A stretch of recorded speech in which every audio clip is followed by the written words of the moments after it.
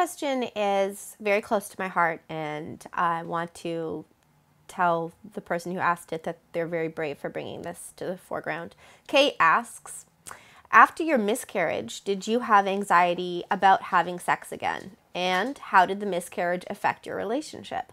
It's been 8 months since my second miscarriage, and I've distanced myself so far from my boyfriend, i.e. bury myself in work, and the thought of sex still repulses me. I've tried to just do it and move past, but that just makes it worse. I try to explain it to him, but he doesn't understand. For him, the loss came and went. He has no feelings about the baby that was. I try to talk about my feelings, but he has very little to say about it, which makes us grow even further apart. I'm afraid it's too late for us. Any advice?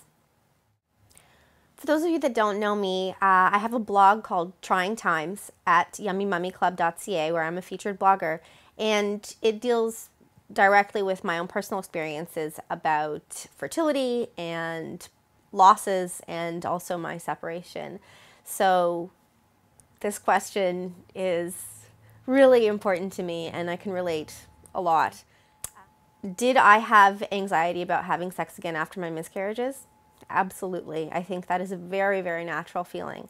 And yes, the miscarriage did affect my relationship. I think any kind of tragedy, personal trauma, heck, new jobs, death in the family, you name it, things affect our relationships. Certainly something as serious as a miscarriage. I think the most important way for us to go ahead, and as I said, I'm making emotional during this, is to look at your question and your situation in 3 different, or maybe 4 different kind of sections. The first topic or section that we want to look at is your relationship as it was before the miscarriage. The second is everything that you went through personally up until the miscarriage. The third is the miscarriage itself. And then the fourth is how your relationship is going to go on. That question, the where do we go from here? If we start with the relationship that you guys had prior to your miscarriage and your tragedy, there are a lot of things that were already existing there, probably, if you look back on it now, in terms of your communications, things that were lacking, that now have become prominent because of the tragedy, but probably always existed. And that was very, very hard for me to deal with in my relationship, in my ex-husband, with my ex-husband, because nobody wants to admit that their relationship isn't perfect. But in fact, it's times of stress and tragedy that bring out those weaknesses and show us what we have to work on. Some relationships don't make it out of that, and some do. And the only way we know which way it's going to be is if we work hard at it and try and communicate and try and address the problems as we experience them, which, as we know, in the case of a tragedy like this, is the hardest thing to do. If you look at you and your own personal issues today, your own stress levels, your own self-esteem issues, the feelings that you have about your own body, your feelings that you have about sex, your sexual history, your sexual past, and kind of look at also how the miscarriage might be playing into those, and also the trauma of the miscarriage alone. That's sort of sections, topics, whatever, 2 and 3. That is a whole other side of the story. And I think, in my experience, it was very hard for me to realize that my level of anxiety, my reliving of the experience, my anxiety about sex, intimacy, my guilt about still feeling like a sexual person, because that's another very natural thing as well to feel, that those all were part and parcel of obstetric PTSD, which is post-traumatic stress disorder. I'm not saying that that's what you have, but it's something that people don't talk about a lot. Anxiety, depression, any kind of stress disorder and anxiety disorder during menopause, during fertility treatments, during any kind of female life stage, whether that's pregnancy or any resulting miscarriage or loss. These things are very, very common. If you talk to your doctor about your anxieties and about the feelings that you've had, especially if they've been chronic and long-lasting, I think you said 8 months since your second miscarriage, you know, they're there to help. And even though those resources might not be readily available on the web or wherever, or even on my blog, your doctor will hook you up with somebody in your area, in your community, who can specialize in that, in women's mental health.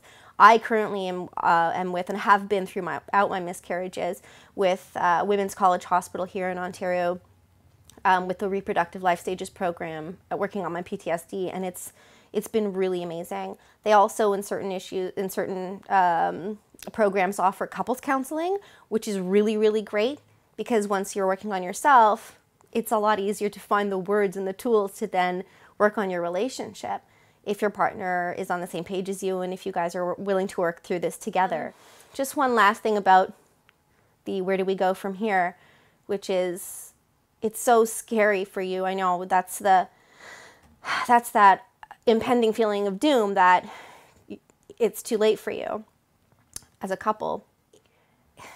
You're both going through this experience, and I think that reaching out together to a counselor to give yourself the tools to communicate with each other about sex, about intimacy, to give yourself the time that it takes for you to heal without feeling pressure, sexual pressure, without feeling pressure on yourself to perform sexually.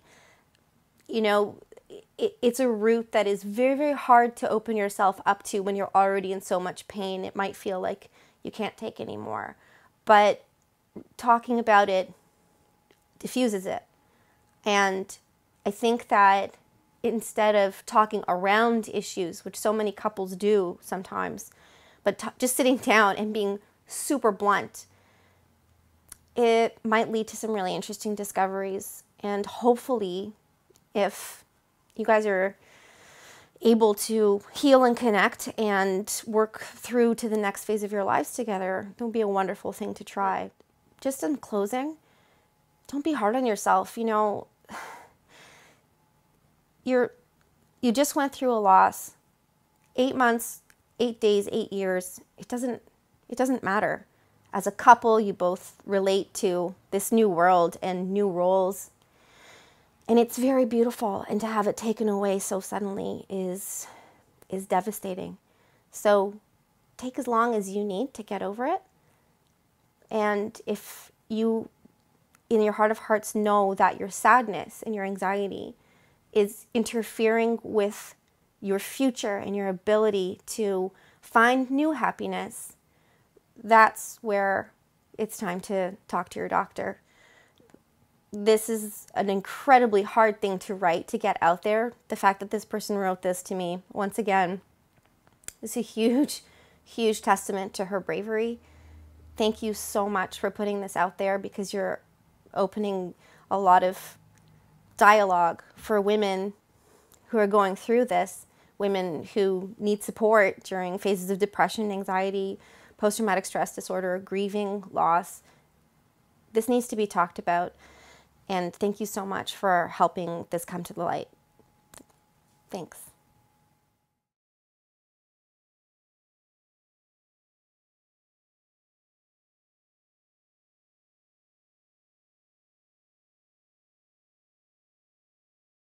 I really do think it depends on how closely you're able to monitor your child's sleeping activity and what their sleeping behaviors actually are.